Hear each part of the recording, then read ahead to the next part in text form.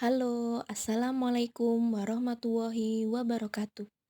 Selamat datang anak-anak ibu yang solih dan solihah. Sebelum kita memulai pembelajaran hari ini, alangkah baiknya kita berdoa terlebih dahulu. Berdoa dimulai. Berdoa selesai. Nah, sebelum kita memulai pembelajaran, alangkah baiknya ibu memperkenalkan diri terlebih dahulu. Perkenalkan, nama ibu adalah Habibatus Sa'diyah. Kalian bisa memanggil saya dengan panggilan Bu Habibah. Di sini, Bu Habibah akan mengampu bidang studi bahasa Indonesia.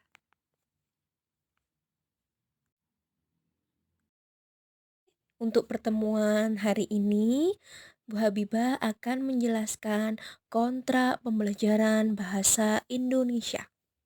Nah, kontrak pembelajaran bahasa Indonesia merupakan kesepakatan antara guru dan siswa dalam proses pembelajaran. Kenapa harus ada kesepakatan? Agar selama proses pembelajaran itu berjalan secara lancar dan kondusif. Apa saja kontrak pembelajaran bahasa Indonesia? Nah, hari ini Bu Habibah akan menjelaskan kontrak pembelajaran bahasa Indonesia di kelas 7.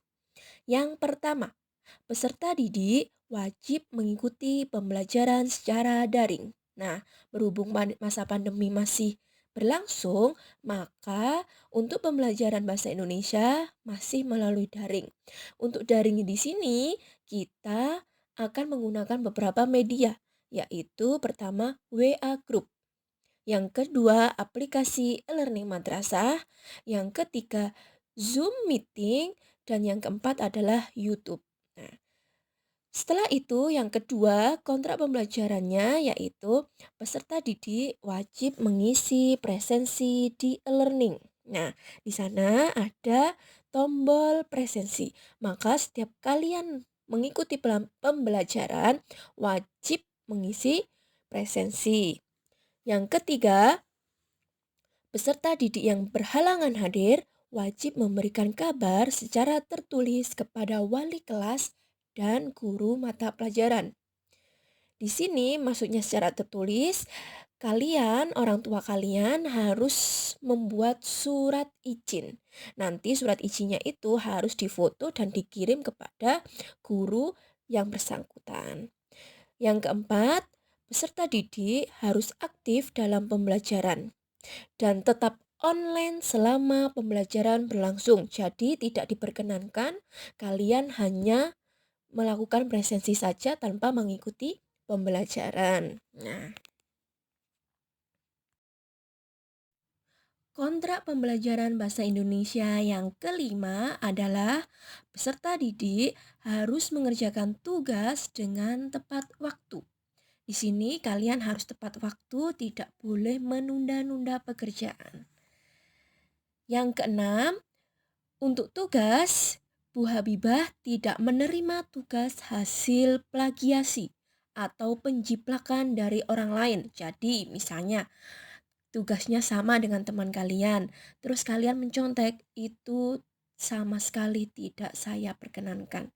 Dilarang untuk pembelajaran bahasa Indonesia. Selanjutnya, penilaian yang akan Bu Habibah laksanakan itu adalah berdasarkan proses dan hasil. Tidak hanya hasil, harus ada proses yang harus kalian lalui. Misalnya ketika kalian pembelajaran aktif atau tidak mengikuti pembelajaran tersebut. Dan yang terakhir adalah jika kalian mengalami kendala atau kesulitan selama pembelajaran, silahkan kalian komunikasikan dengan guru pengampu tersebut menggunakan bahasa yang sopan. Maksudnya bahasa yang sopan di sini, kalian harus memperkenalkan diri kalian terlebih dahulu, harus diawali dengan salam, perkenalan, dan maksud tujuan kalian bertanya itu kenapa. Seperti itu. Selanjutnya adalah KKM. KKM adalah kriteria ketuntasan minimal. Jadi, untuk pembelajaran bahasa Indonesia, ketika kalian mengerjakan tugas atau mengikuti penilaian harian, kalian harus mencapai minimal nilai, yaitu 75. Jadi, jika nilai kalian kurang dari 75, nilai penilaian hariannya kurang, maka kalian harus mengikuti remedi.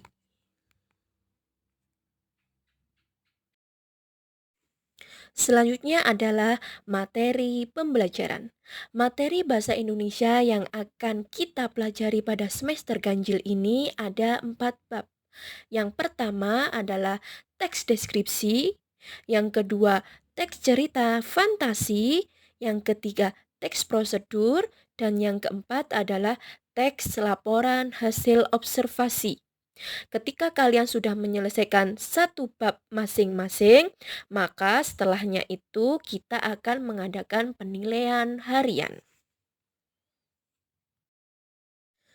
Yang terakhir adalah berhubungan dengan sistem penilaian.